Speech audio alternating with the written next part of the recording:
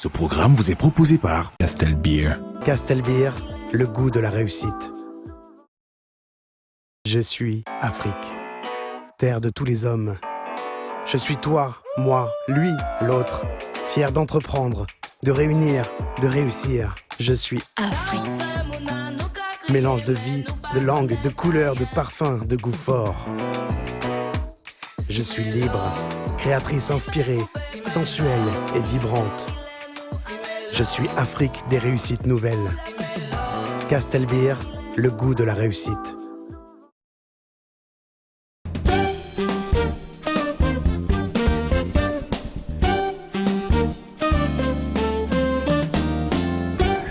Discipline, rigueur, abnégation et surtout détermination font partie des valeurs cardinales lorsqu'il s'agit de construire sa carrière et surtout de marcher vers les sommets. Ce soir, Carrière, votre magazine dédié à la construction des carrières couronnées de succès, revient pour une nouvelle édition avec ses valeurs en leitmotiv et surtout en vitrine.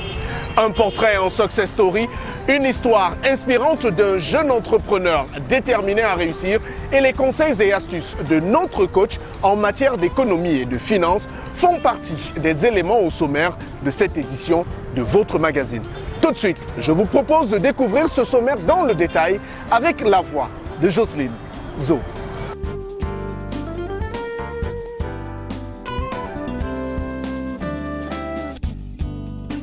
Au sommaire de Carrière, nous vous amenons à Ndokama dans l'Unkam à la rencontre de Cédric Nguinjol. Il est le promoteur de Get Agro dans la rubrique Entreprendre.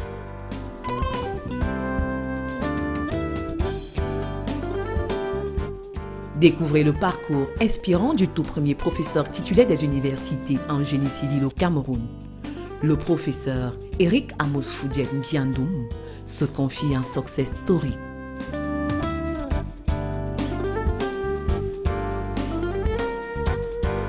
Apprenez à lire les états financiers pour mieux prendre des décisions grâce au conseil de Rose Simone Mangele dans le coaching du mois.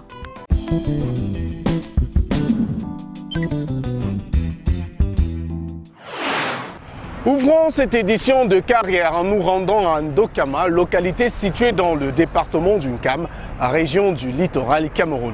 Nous allons à la rencontre de Cédric Nguinjol, un jeune Camerounais qui a été formé et inséré dans le cadre du programme PCP-AFOP, programme financé par le C2D, le contrat de désendettement et de développement de la coopération française au Cameroun. Quelques années après avoir été inséré grâce à un financement d'environ 1 500 000 francs CFA, Cédric Nguinjol est aujourd'hui un jeune pleinement autonome qui ambitionne de fournir du plantain, des porcs et quelques autres variétés agro-pastorales sur le marché local. Get Agro, c'est l'entreprise agro-pastorale qui l'a mise sur pied. Il nous la présente dans la rubrique Entreprendre de Carrière.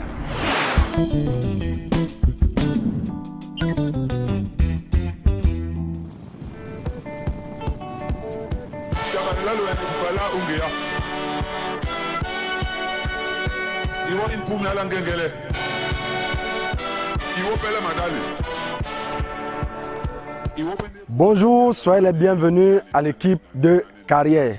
Je suis Monsieur Mamangi Joel, entrepreneur agricole, responsable de l'entreprise agricole Get Agro. Je suis formé et inséré par le programme C2D AFOP. Je fais partie de la première promotion 2010-2012. Je vous invite à regarder et à visiter l'exploitation.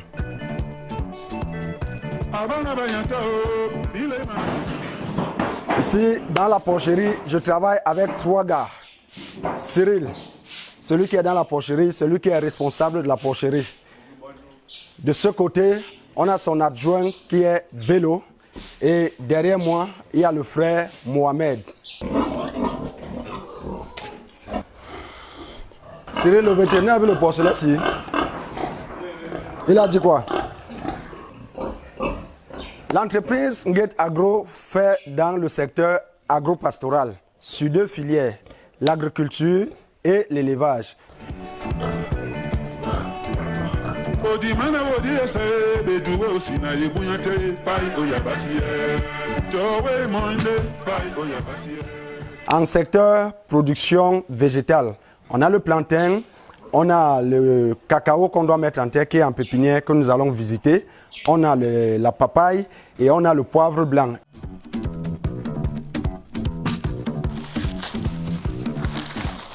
En 2009, je travaillais chez une dame dans son champ, Madame Dengue, que je salue au passage, qui m'avait parlé du programme CDD AFOP qui formait et insérait les jeunes dans le secteur agricole. Alors je lui ai posé la question, le coût de formation s'élevait à combien? Parce que je n'ai pas d'argent et mes parents n'ont pas de moyens. Elle m'a dit le programme formait gratuitement les jeunes, donnait la ration gratuitement et insérait les jeunes après la formation. Sans toutefois réfléchir, sans demander conseil, je me suis intéressé à l'activité et puis j'ai bénéficié de la formation. Rappelons que quand le programme AFOP m'insère, c'était à Lendi, dans la localité de Douala 5e, où j'avais mis le plantain. Alors, quelques 2 ans après, mes oncles, parce que c'est ma grand-mère qui me cède cette parcelle, commencent les problèmes et on me chasse. Et quand on me chasse de là, dans ma mission évangélique, parce que je suis pasteur, où je rencontre le monsieur qui a ce terrain, qui n'a pas de femme, qui n'a pas d'enfant et qui se trouve dans des énormes problèmes. Nous avons prié, Dieu a fait grâce. Et là, il me dit qu'il a cette parcelle ici. Chemin faisant, ma grand-mère décide de vendre son terrain à Lendi. Et quand elle le vend, elle me donne une partie d'argent. Vrai que j'avais les propositions de voyage, mais j'ai quand même pensé à mon avenir et à mon projet que je devais poursuivre. C'est là où je viens acheter l'endroit-ci. Get Agro s'étend sur une superficie de 30 hectares. Maintenant, pour la production de la banane plantain, nous sommes déjà à 13 hectares. Ça veut dire qu'il y a 5 hectares qui sont déjà en production et il y a 8 hectares qui vont entrer en production à partir de la fin de cette année. J'ai débuté en 2021. Aujourd'hui, je suis à même de produire 2 camions de plantain par mois pour alimenter le marché.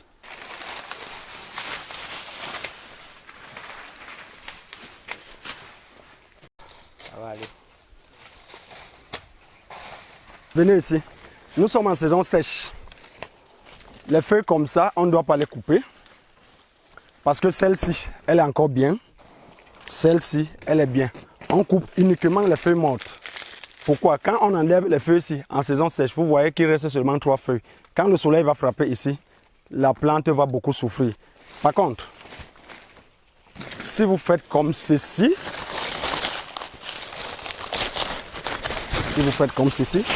c'est bon. Et je vous ai dit qu'en saison sèche, on ne défriche pas le plantain jusqu'à nettoyer le sol comme ça. Non. On ne laisse pas le sol nu comme ça. Parce que si tu laisses le sol nu comme ça, quand le soleil arrive, ça frappe ici. L'humidité qui était encore là, le peu d'humidité qui restait là, le soleil va emporter et la plante va souffrir. C'est pourquoi, quand vous coupez ça, mettez comme ça au pied de la plante pour garder un peu de fraîcheur. Get Agro actuellement a 8 personnes. Ces 8 personnes sont reparties comment? Moi-même, je suis employé, donc j'ai un salaire mensuel. J'ai 3 personnels permanents qui s'occupent du secteur agricole. Il y a 3 permanents qui s'occupent du secteur porcicole. Il y a aussi ma femme qui de temps à autre, elle vient faire un tour au champ et puis on travaille ensemble. Quand j'évalue les salaires, l'entretien, les consommations intermédiaires, je me retrouve à peu près à plus de 12 millions par an.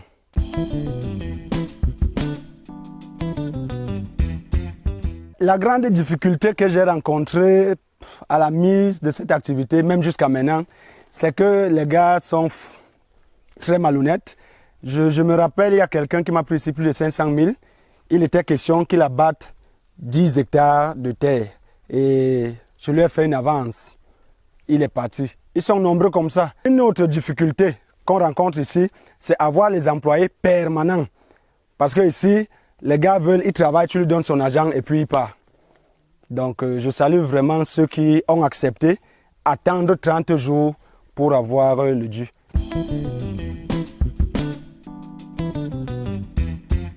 Mon objectif ou ma pensée, c'est que d'ici 3-4 ans, je puisse produire au moins 4 camions par mois. Ça veut dire que chaque semaine, il y a récolte, que ce soit en saison sèche, que ce soit en saison pluvieuse. et qu'il n'y ait seulement pas le plantain qui sort, que de l'autre côté, il y ait la papaye qui sort, de l'autre côté, qu'il y ait même plusieurs productions, de telle en sorte que chaque semaine, mon compte bouge, peut-être d'un zéro. Donc je veux, par la grâce de Dieu, d'ici 6 ans, attaquer même le marché international.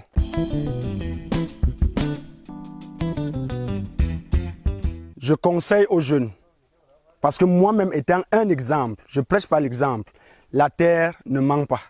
Je ne peux pas conseiller à un jeune d'économiser 1 million et de prendre la route pour aller je ne sais où. Avec 1 million de francs, tu peux commencer quelque chose et au bout de 5 ans, tu réussis ta vie. Là maintenant, je ne sais pas comment tu vas me flatter pour aller en aventure. Je ne peux pas.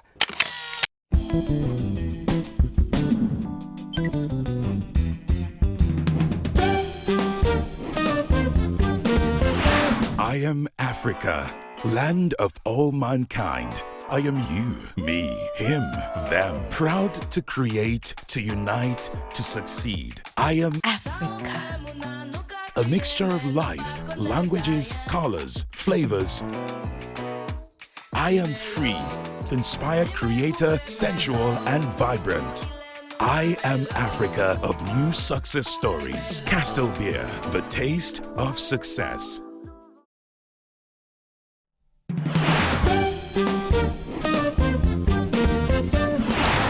Je vous propose à présent d'aller à la rencontre de la personnalité en vitrine de cette édition de Carrière. Il s'agit du tout premier professeur titulaire des universités en génie civil au Cameroun. Diplômé de la toute première cuvée des ingénieurs formé à l'École nationale polytechnique de Yaoundé, le professeur Eric Amos Fouget Mbiandoum, véritable connaisseur et expert en matière de bois sur le continent, a bâti sa carrière sur la base d'un conseil parental, lui qui était promis à une prestigieuse carrière dans le privé ou alors dans le public. Aujourd'hui, à retraité, il partage son temps entre l'Académie des sciences et les cours de tennis où il distille sa bonne humeur et son savoir-vivre.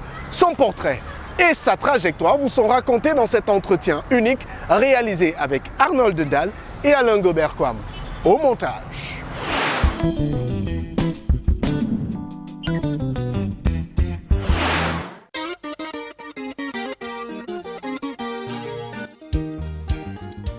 Au cœur du génie civil camerounais, son nom résonne comme l'écho d'une pierre angulaire, celle de la toute première promotion de l'École nationale supérieure polytechnique de Yaoundé.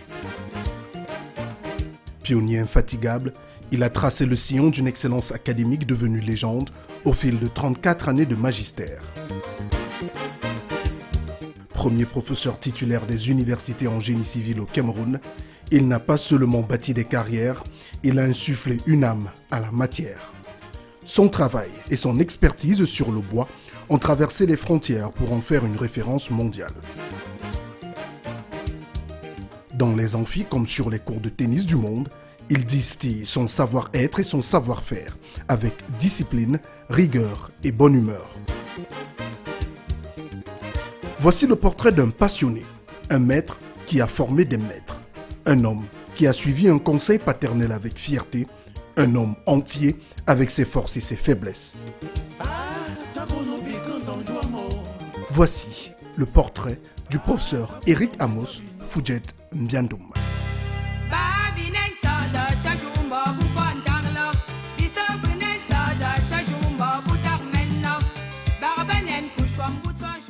On aurait pu réaliser ce portrait dans un amphithéâtre, une salle de cours ou même simplement dans l'enceinte de l'un des nombreux établissements universitaires du Cameroun où il a laissé une empreinte indélébile.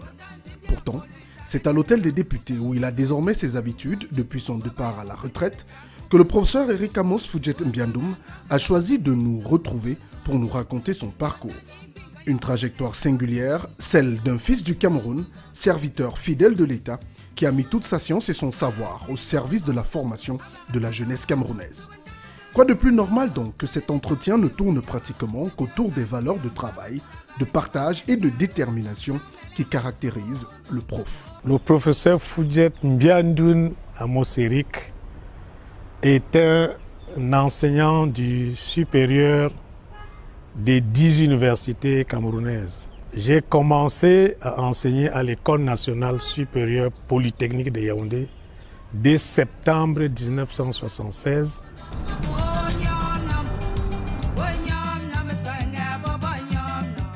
L'enfance d'Eric Amos Foudiet Mbiandoum est celle un peu classique d'un Camerounais né pendant les dernières années de la période coloniale.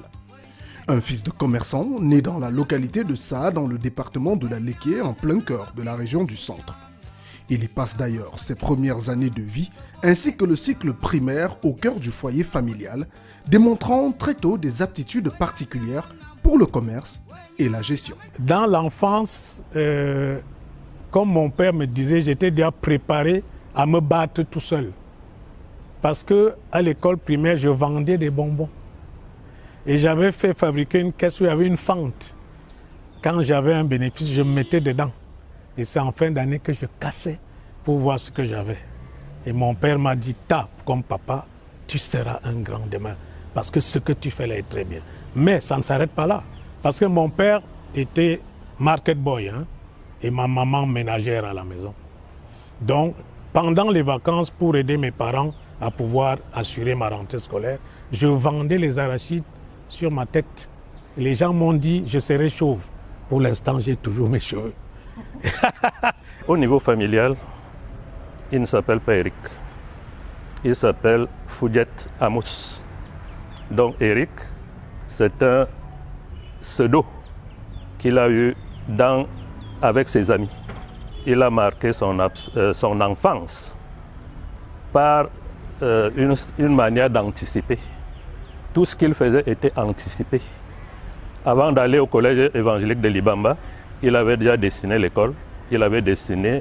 La mère lui demandait, mais quand tu iras là-bas, qu'est-ce que tu vas nous dire? Il dirait, je ne dirai plus rien.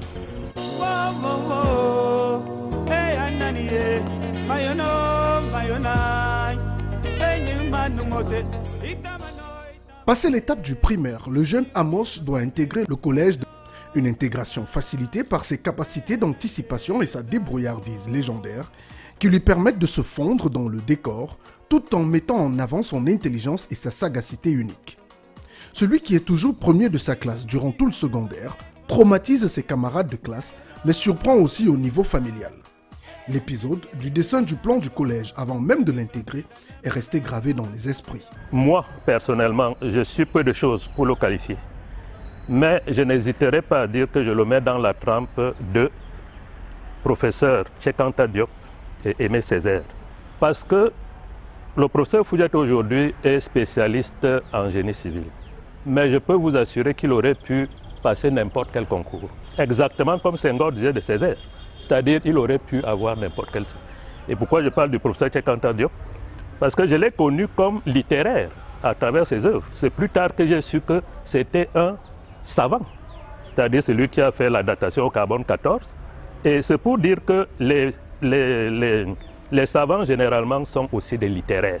Et le professeur Foudiet a fait beaucoup d'œuvres littéraires non connues. C'est en 1964 que je rentre, mais comme j'étais prolifique en idées, j'ai commencé à m'imaginer comment pouvait être, puisque c'était une école de l'EPC, hein, et j'ai commencé à me dire il y aura un dortoir, il y aura forcément une église, il y aura forcément un endroit où on va manger. Et j'ai commencé à faire un plan de cela sans y être allé, effectivement. Mais donc, après j'y suis allé, bien sûr. Il y avait ce que j'ai dit, mais pas positionné comme c'était dans mon cerveau. Et j'ai fait une brillante carrière au niveau du secondaire. Ça, il faut que je le dise. Hein. C'est-à-dire de la primaire en terminale, je crois, sans me tromper, que j'étais toujours le premier de ma classe.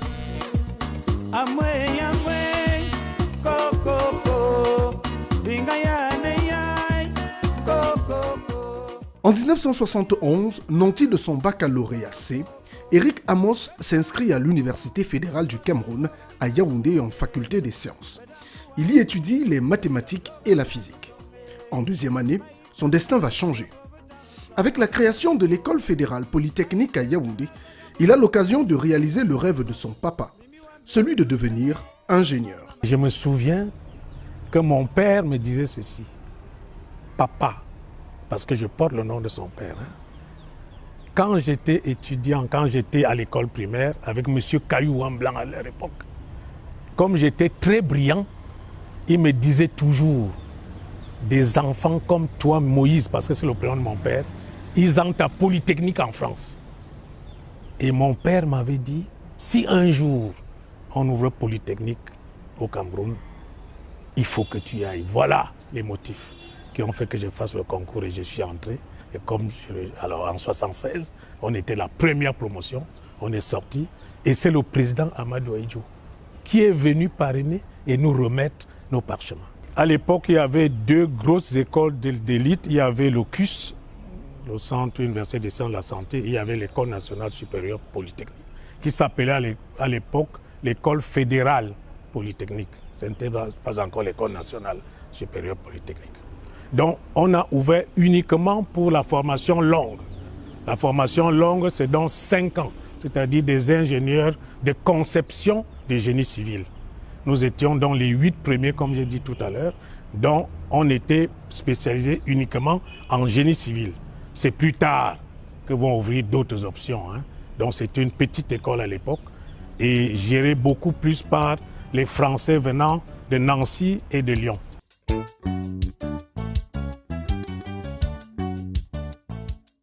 Formés dans la pure tradition des grandes écoles occidentales, les 8 lauréats de la première cuvée de l'école polytechnique du Cameroun, dont la remise des parchemins est présidée par le président Amadou Ahidjo en personne, trouvent très rapidement une place au sein de la société camerounaise. Dans le public comme dans le privé, ces cadres sont comme qui dirait aspirés par le monde de l'emploi, encore à la recherche d'expertise locale. Pour Eric Amos, la trajectoire va prendre un chemin pour le moins inattendu. Avant que je ne commence à Polytechnique, j'étais déjà recruté à la SIC pour 3 mois de stage. Alors, au bout de 2 mois, M. Huet, directeur général de l'époque de la SIC, m'appelle dans son bureau, je me mets à trembler.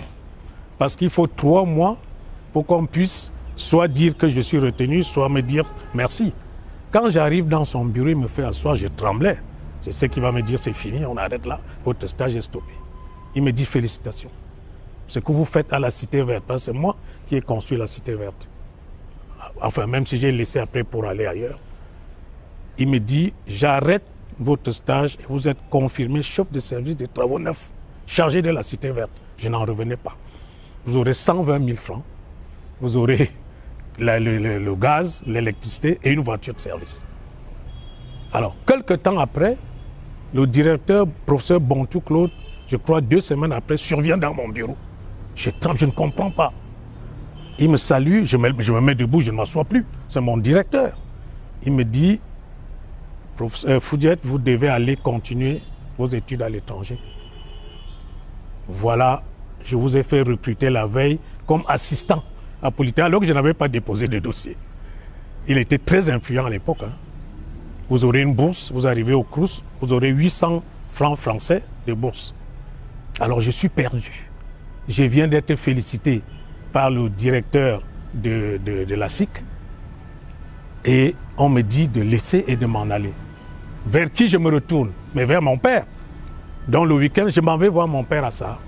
Il me voit arriver. Il me dit, Ta veut dire papa. C'est quoi? Je dis, je suis venu te voir. Et je lui pose mon problème. Je lui dis, voilà le dilemme. Il me dit, mon fils, l'argent c'est bien, mais aller apprendre pour venir enseigner tes cadets, c'est mieux, va en France. Voilà comment je rentre comme professeur et le seul des 8. Et nous sommes sortis 8, je suis le seul qui suis resté enseignant jusqu'à aujourd'hui.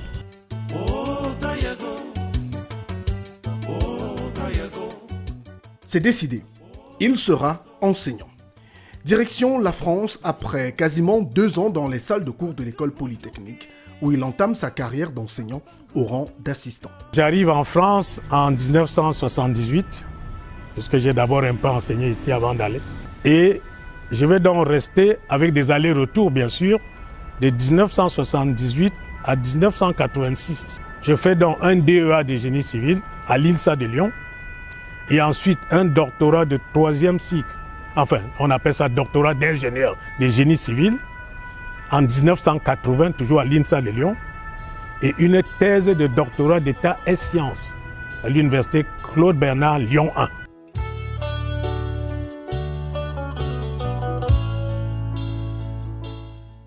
Fidèle à son habitude, il laisse une trace indélébile en France avec notamment sa thèse de doctorat. La toute première consacrée à la mécanique du bois dans le domaine de la construction, soutenue en France par un Africain, un Camerounais. Le choix du bois parce que c'est un matériau local. À l'époque, on ne faisait que du béton à l'école polytechnique. Et c'est moi qui ai introduit le bois en disant, nous avons des forêts, nous avons du bois, plus de 360 essences. Il y en a 506, puisqu'après j'ai travaillé longtemps dessus. Il faudrait qu'on soit capable d'utiliser le bois dans la construction. C'est comme ça donc que je commence à me documenter pour être maintenant ingénieur de calcul de structure en bois. Voilà le choix du bois maintenant. Et c'est donc dans ce sens que je continue dans ma recherche pour sortir docteur d'État et sciences.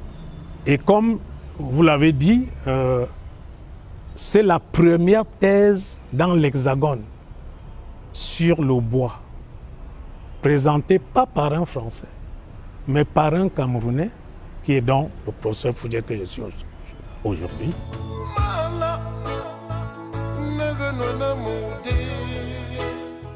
Nanti de son doctorat d'État S-Sciences, le désormais docteur Eric Amos Foudiet Mbiandoum retourne au Cameroun reprendre son poste à l'École nationale polytechnique. Nous sommes en 1988. À son retour, il est nommé chef du département de génie civil. Une juste reconnaissance pour cet enseignant brillant. Étant celui qui a remplacé le dernier coopérant français, je suis le premier chef de département de génie civil nommé à l'époque par le feu professeur Joël Moulin. Et donc, en 1988, étant déjà passé maître de conférence, je prends la charge du département de génie civil. Donc, déjà ça m'occupe. Donc, j'ai l'administration à gérer, j'ai mes enseignements à gérer, et il m'est demandé de mettre en place la formation de doctorat. C'est moi qui mets en place le doctorat de génie civil et urbanisme à l'école polytechnique et qui fonctionne jusqu'à aujourd'hui.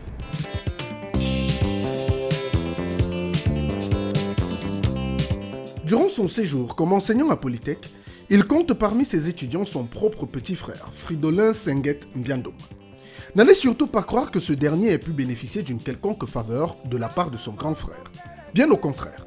Après lui avoir fortement suggéré cette carrière dans le génie civil, il va éviter de lui rendre la tâche facile. C'est un pédagogue atypique, c'est-à-dire il a l'art de vous faire structurer votre propre pensée.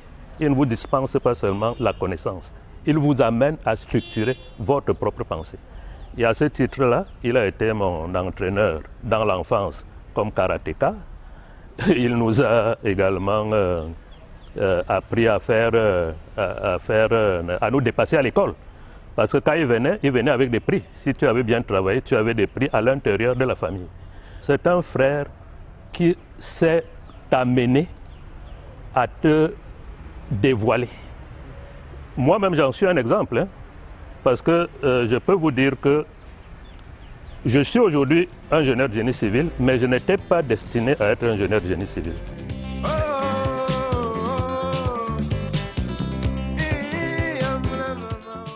En 1993, le chef de l'État décide de la création de nouvelles universités d'État au Cameroun. Outre l'université de Yaoundé, qui est scindée en deux entités, les universités de Douala, Buea et Ngaoundéré voient le jour pour étoffer l'offre en formation universitaire du pays. C'est dans cette dernière que le destin de celui qui est passé professeur titulaire des universités dans le système IUC va désormais s'écrire. Il est affecté à la faculté des sciences de l'université de Ngaoundéré. En tant que fonctionnaire, je dois servir là où l'État pense que je suis le plus efficace. Donc, je m'en vais à l'université de Ngaoundéré quand le chef de l'État crée d'autres universités autres que l'université de Yaoundé, qui est devenue l'université de Yaoundé 1 aujourd'hui. Y est arrivé le Fendomgang, recteur, parce qu'on venait aussi de créer le poste de recteur, c'était chancelier à l'époque, c'est devenu recteur, me dit que je suis affecté à la faculté des sciences. Je vais donc voir le doyen de la faculté des sciences qui me donne des cours d'électricité et de mécanique du point. Alors pour un polytechnicien que je suis, eh bien c'est du b.a.-ba. Donc quand je rentre dedans, je dois donner ces cours dans un grand amphi très plein, mais aux élèves de SNV, Sciences naturelles de la vie. Donc je n'ai eu aucun problème à enseigner dans les amphis. Et avec mes déplacements multiples que je faisais à l'étranger, J'en ai retrouvé certains à Douala, à l'aéroport de Douala, qui me reconnaissaient. Ils disaient, professeur, grâce à vous, votre cours de mécanique, n'est-ce pas, nous sommes entrés à l'école de police et nous voici maintenant dans le corps de la police. Ça, c'est ma fierté.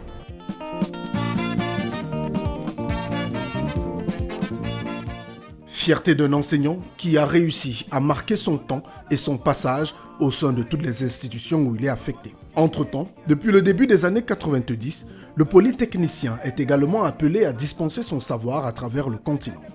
En outre, ce séjour dans le chef-lieu de la région de la Damawa permet à l'enseignant de nouer des relations solides, notamment avec le professeur François-Xavier Etoa, alors secrétaire général de l'université. Une rencontre autour du tennis qui sera la base d'une relation solide entre les deux hommes. C'est cet enseignant de haut vol qui me retrouve donc à Gaoundéré, à l'époque où j'étais secrétaire général de l'université, accessoirement conduisant la faculté de sciences juridiques et politiques, parce que celui qui avait été sollicité pour faire ce travail l'avait décliné. Alors, le professeur Foudiet, nous avons sympathisé parce qu'il a trouvé que j'avais la même passion que lui, le tennis. Et à partir de là, tout est parti. Le professeur François-Xavier Etoa est secrétaire général de l'université de Ngaoundéré quand j'arrive. Évidemment, moi je suis à la fac de sciences, il est hors de question d'approcher cette sommité. Donc c'est parce que j'aime le tennis et parce que j'anime le tennis partout où je pars que j'ai eu l'occasion de le rencontrer au terrain de tennis où il venait apprendre à jouer. Et j'ai profité de l'occasion pour dire, ton patron veut apprendre à jouer, alors aide-le à savoir jouer.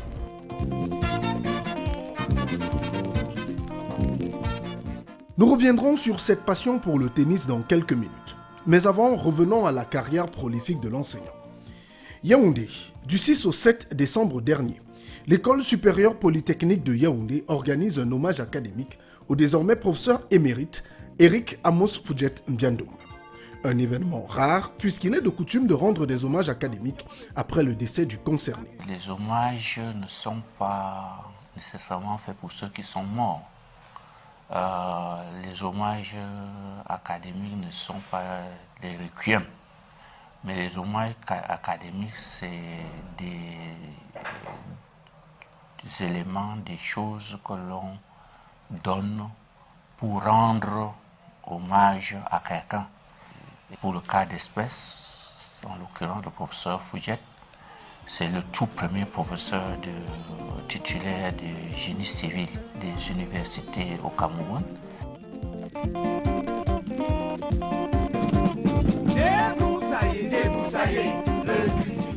Au cours des échanges particulièrement courus, les orateurs ont mis en avant les qualités uniques du professeur Foudiet Mbiandoum, à savoir la rigueur, le travail et la discipline.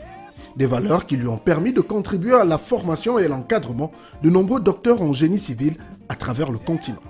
Il incarne la génération de polytechniciens qui ont permis au Cameroun d'assurer l'autonomie de notre formation et la souveraineté de notre école.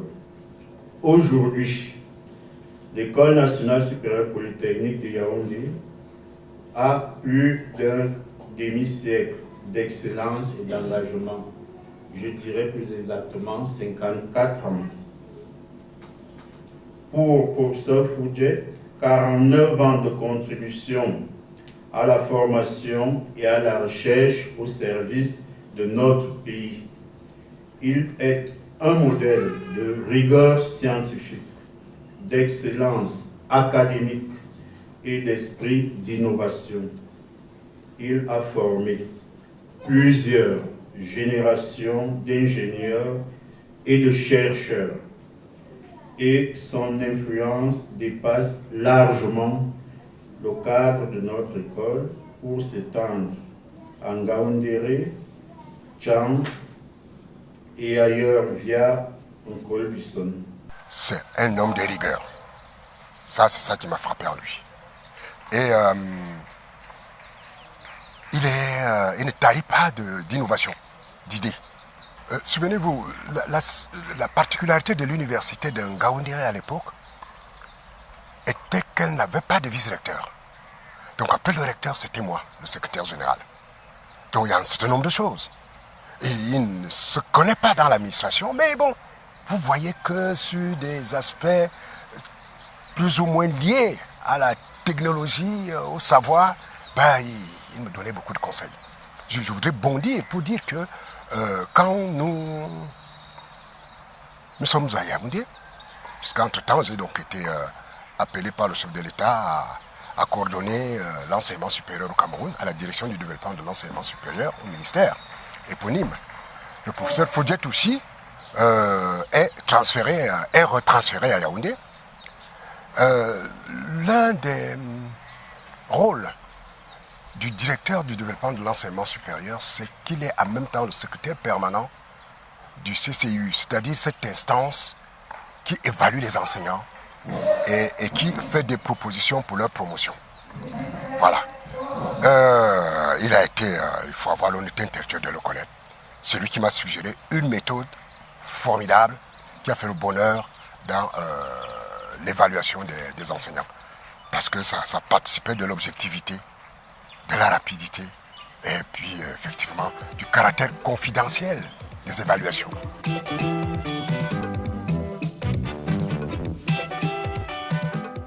De Yaoundé à Ngaoundéré, de Tchang à Cotonou, en passant par Paris et autres grandes villes africaines, le professeur Eric Amos Fodjet Mbiandoum aura contribué en 34 années d'enseignement à former des milliers d'ingénieurs à travers le monde. Des étudiants devenus eux aussi des références dans leur domaine et qui restent reconnaissants vis-à-vis de leurs maîtres. Étant spécialiste en bois, ayant fait ma thèse sur le bois, évidemment, j'ai donc eu à donner des cours de physique et de mécanique de bois. Pas uniquement à Tchang, mais ici au Crésa Forêt-Bois. Donc c'est là que en fait le ministre de l'époque m'a affecté pour que je puisse y donner donc des cours de mécanique du bois et de physique du bois. Et c'est ce que j'ai fait pendant 23 ans. C'est comme cela que j'ai fait briller, n'est-ce pas, le Crésa Forêt-Bois au niveau international. Et c'est comme cela que je me suis donné le défi de continuer à encadrer des docteurs en génie civil et en mécanique dans plusieurs universités du Cameroun et aussi à l'étranger. Donc j'ai 12 thèses au Bénin, j'ai 2 thèses en France et j'ai la plupart des autres thèses ici, soit à l'université de Yaoundé 1 maintenant, soit à l'université de Tchang. Et je crois que c'est ça qui est important. Le professeur Fodjet est un enseignant rigoureux, un homme rigoureux.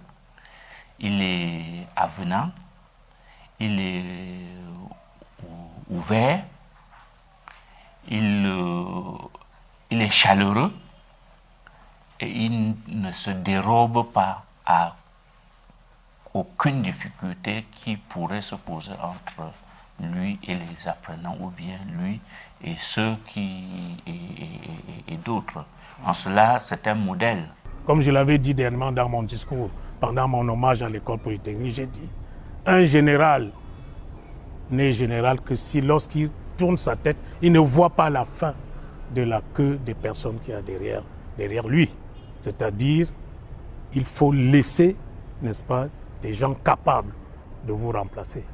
Et ça, j'ai beaucoup apprécié parce que le docteur Pétan-Noir, Joyce, qui m'a fait un témoignage, vous étiez là, a reconnu que c'est elle qui donne les cours d'éléments finis au niveau du département de génie civil de l'école polytechnique. C'est moi qui l'ai donné à l'époque.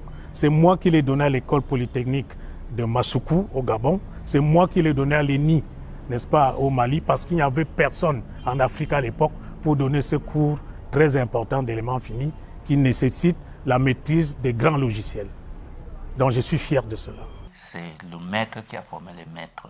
Parce que, en réalité, le doctorat même, c'est l'école des maîtres. Et quand le maître qui vous a enseigné, qui est maître parce qu'il a franchi des étapes, arrive dans ces étapes-là à former d'autres maîtres, qui forment d'autres maîtres, ça devient que c'est le maître, c'est vraiment le tout premier maître de la filière génie civil au Cameroun. C'est un enseignant de haut grade, parce que je l'ai eu comme enseignant en école d'ingénieur, voilà, et parce que c'est lui aussi qui a façonné mon parcours en recherche par la suite. On a fait la même formation que lui en calcul de structure, c'est bien ce qu'il faisait, et parce qu'on s'est rendu compte que c'était vraiment cette voie qu'on avait besoin aussi pour développer nos différents pays. Et parmi lui, il y a eu aussi des illustres collègues qui étaient avec lui et qui sont très connus aujourd'hui, et ça pour nous c'était une image très importante. C'est vrai qu'à son âge, c'est difficile de changer. Qu'il soit un peu moins têtu quand il pense qu'il a raison. Tu veux bien. Quand il croit qu'il a raison. Il y a des moments où je suis obligé de lui dire, écoute, gars, tu n'as pas le monopole de la vérité. Hein? Oui. C'est à ce moment-là qu'il se saute pour... oui, parce que je suppose que c'est parce que c'est moi qui lui rappelle que tu n'as pas le monopole du savoir ou de la vérité. Mais s'il avait été quelqu'un d'autre, je suis sûr qu'il tiendrait encore mordicus sur son idée. Sinon, voilà un peu... Mais, somme toute, finalement, c'est formidable parce que je vous défie de me trouver un seul homme qui soit parfait.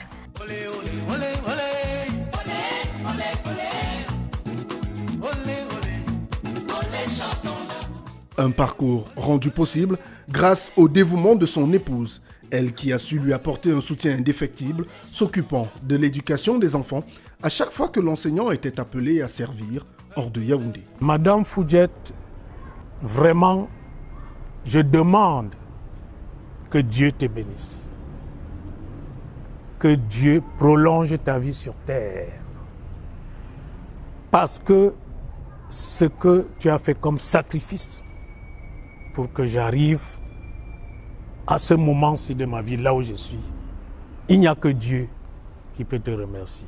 Donc, en tant qu'être humain, tout ce que je peux demander à Dieu, c'est qu'il continue de bénir ce couple que lui-même a créé. Qu'on reste dans l'entente et que dans notre 49e année de mariage, qu'il soit toujours présent et qu'il soit présent tout le temps. Madame Foudiet, ton donne nos mendui que nous aussi. Tout ce que moi je peux te dire, c'est Akibaoui. Miwanu kaka, miyeti masin, meyegangandak, nasom dita, abun sorni. Thank you very much. Merci beaucoup. Me lapte tata.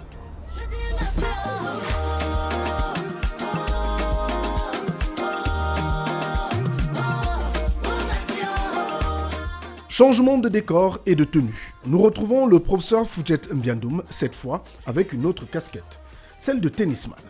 D'abord, dans un match d'exhibition face à son sparring partner habituel, le professeur François-Xavier Etoile, à l'occasion des finales de la Ligue régionale de tennis du Centre. Le professeur en profite pour exhiber les 14 trophées remportés depuis ses débuts sur les cours il y a une quarantaine d'années en France. Le tennis, une seconde vie, une seconde nature. Faute, folle.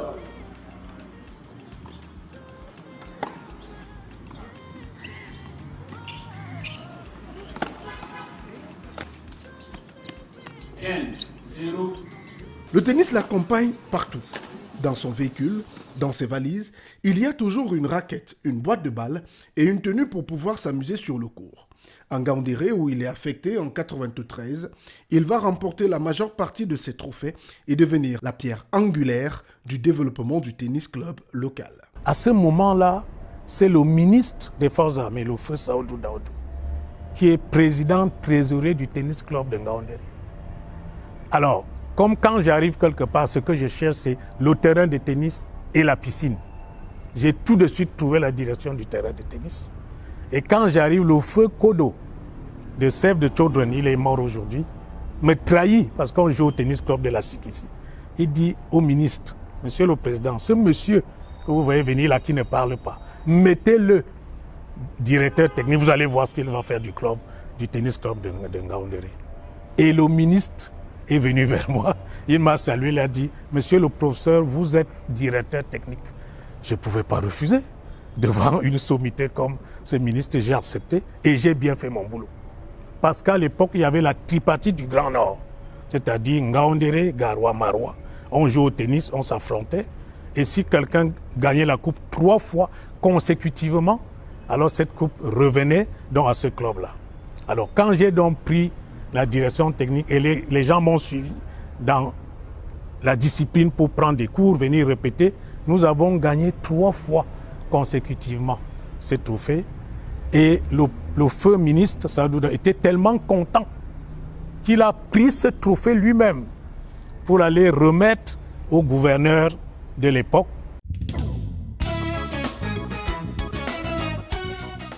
Un travail salué à juste titre par feu le ministre Sadou Daoudou, qui ne manquera pas de souligner l'importance du travail effectué au moment où le professeur Foudiet Mbiandoum est appelé à rejoindre un nouveau poste d'affectation. Ce dernier reviendra régulièrement à Ngaoundéré organiser le tournoi Sadou Daoudou jusqu'au décès du ministre.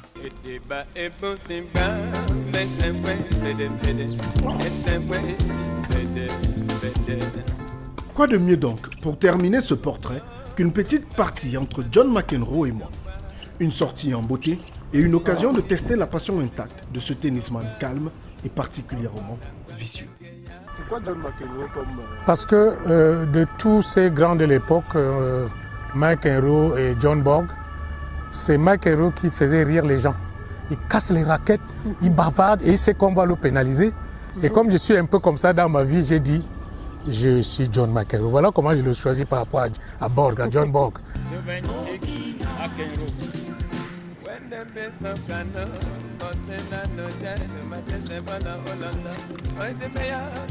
Alors, à chaque fois que vous arrivez dans un tennis club, vous marquez de votre empreinte. En Ngaoundéré, vous avez créé la Coupe Sadou Daoudou. Ici, il y a le tournoi de classement qui porte également votre griffe quelque part. Tout à fait. Il y a le Massa, qui est dans le master des As des joueurs âgés de plus de 65 ans et assimilés. Et il y a le Masga qui est spécial. C'est l'intergénérationnel cette fois-là. Parce que je me suis rendu compte que chaque fois, c'est nous les grands, on organise, on gagne les 50 000, les 40 000. Les enfants ramassent seulement, ils n'ont que les 7 000, les 8 000. J'ai dit, mon Dieu, on peut quand même créer un tournoi où il y a à la fois des vieux jeunes et des jeunes jeunes. C'est ce que j'ai donc fait. Et ça s'appelle le paradis terrestre, puisque c'est le carré d'as. C'est le paradis terrestre. Et là, les droitiers sont obligés de jouer avec la main gauche. Et là, c'est ça que j'appelle l'intergénérationnel, parce qu'il y a 2 poules. 2 jeunes vont sortir d'une poule, 2 vieux de l'autre. Donc nous sommes 4 au tableau. Et heureusement, les 2 premiers, c'est bien les jeunes. Il y a le lion, et suivi donc du tigre. Et ensuite, le jaguar, c'est moi. Et après, le puma. Voilà, donc après le tournoi, nous voilà donc dans le paradis. On attend qu'on nous défie pour nous en sortir.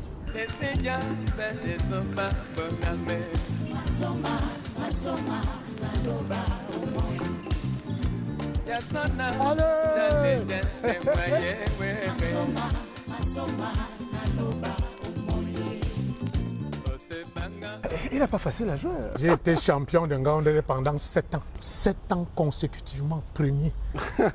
Alors, pour terminer cet entretien portrait, prof, quel est le conseil qu'on peut laisser à la jeunesse camerounaise du parcours et de la trajectoire du professeur Eric Amos Foudiet? Oui, je crois qu'il faut être très endurant. Aimer le travail. Travailler, travailler et travailler. Être humble. Être vrai et bien faire ce qu'on a à faire tout le temps. Avec ça, la voie du succès s'ouvre à tous les coups. Merci beaucoup, professeur, de nous avoir permis de faire une incursion dans votre parcours. Non, c'est bien vrai. On a terminé sur le cours de tennis. Bon, je rappelle que j'ai perdu, mais bon, c'est pas grave. J'ai gagné, ouais. Donc, je te donne cette boîte de balles. Tu rentres avec à la GP. Merci. Et tu joues. Je jouerai avec tous les soirs. Qu'il y a toutes les balles dedans. Toutes les balles sont là, il n'y a pas de problème. Voilà, merci beaucoup, Merci beaucoup.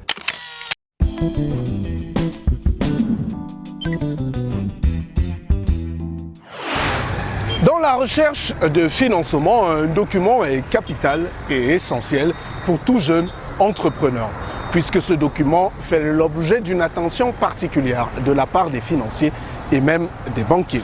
Il s'agit des états financiers de votre entreprise.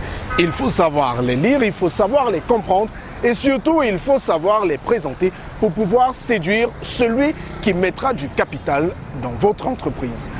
Pour comprendre tous ces éléments, voici les conseils et astuces de notre coach Rose Simone Manguele.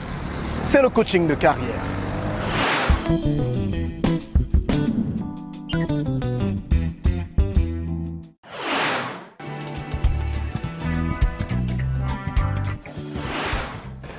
Mesdames et messieurs, bonsoir et bienvenue à cette minute de coaching de l'émission Carrière. Je suis Rose Simone Manguele, consultant en finance et management stratégique, directeur général du cabinet d'expertise M2 Finance, Conseil et Stratégie. Ce soir, je vais aborder un sujet qui fait mal à beaucoup d'entrepreneurs. Comprendre ses états financiers pour prendre les bonnes décisions.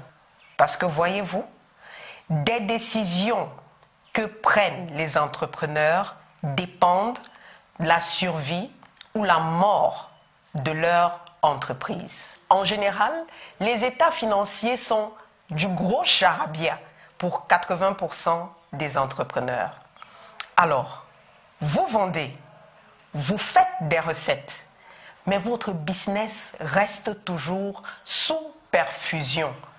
Vous effectuez même des nuits de prière pour chasser les démons de la stagnation dans votre entreprise. Et si le démon, c'était vous, vous faites peut-être partie de ces entrepreneurs qui confondent le chiffre d'affaires et le bénéfice. Je vous dis ce soir, en 3 points, comment faire pour comprendre vos chiffres et prendre les décisions stratégiques qui vont propulser votre entreprise vers les sommets. La première chose, sachez que votre chiffre d'affaires n'est pas votre argent. Ce sont vos recettes brutes.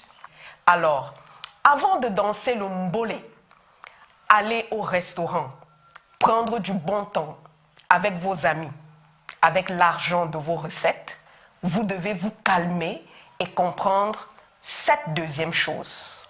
Le bénéfice, c'est ce qui reste lorsque vous avez ventilé toutes vos charges.